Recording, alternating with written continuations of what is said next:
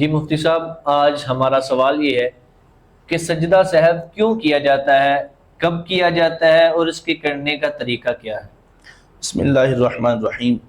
فقہ کی کتابوں میں سجدہ سہو کی تعریف یہ ہے: السجدۃ السہو واجب فی الزیادۃ والنقصان۔ سجدہ سہو اس وقت واجب ہوتا ہے جب نماز میں کوئی رکن زیادہ ہو جائے یا کوئی رکن رہ جائے۔ سادے لفظوں میں یہ سمجھیں کہ جب نماز سے کوئی واجب رہ جائے یا کوئی واجب اضافی ہو جائے تو اس وقت سجدہ سہو واجب ہو جائے گا، اور بغیر سجدہ سہو کے پھر نماز پوری نہیں ہوگی۔ اگر ایسی صورت ہو کہ کسی کا کوئی واجب رہ گیا یا اس نے واجب زیادہ کر لیا، اس پر سجدہ سہو واجب ہو چکا تھا، اس نے بغیر سجدہ سہو کیے سلام پھیر دیا دونوں طرف، تو اس کو نماز کا اعادہ کرنا پھر واجب ہو جائے گا، یعنی اس کی نماز پھر واجب الاعادہ ہو جائے گی، دوبارہ پڑھنی پڑے گی۔ تو سجدہ سہو کا طریقہ کیا ہے؟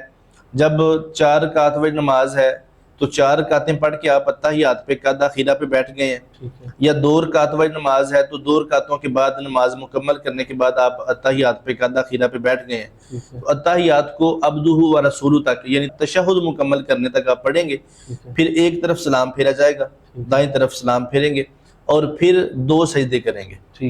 ان سجدوں کے بعد پھر اتحیات پہ بیٹھ کے نویں سرے سے التحیات للہ والصلوات والطیبات اسے پڑھا جائے گا، یوم یقوم الحساب تک مکمل کر کے پھر دونوں طرف سلام پھیر دیا جائے گا۔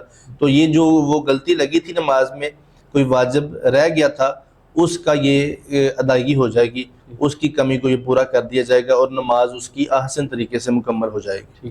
اور مفتی صاحب یہ تو واجب کی بات ہے، لیکن اگر کوئی فرض چھوٹ جائے تو اس میں سجدہ سہو کا کیا حکم ہے؟ نہیں، اگر کوئی فرض چھوٹ جائے تو پھر سجدہ سہو کرنے سے نماز پوری نہیں ہوگی۔ فرض چھوٹ جائے تو اس کی نماز ختم ہو جائے گی، اس کو نماز دوبارہ پڑھنے کا حکم دیا جائے گا۔ جی شکریہ، جزاک اللہ۔